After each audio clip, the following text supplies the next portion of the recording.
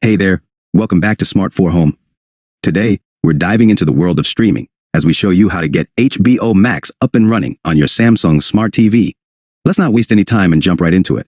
First things first, make sure your Samsung Smart TV is connected to the internet. Once that's sorted, grab your remote and let's get started. Step 1.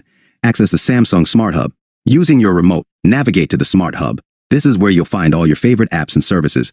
Step 2. Search for HBO Max. Next, use the search function within the Smart Hub to look for HBO Max. Just type in HBO Max using the on-screen keyboard. Step 3.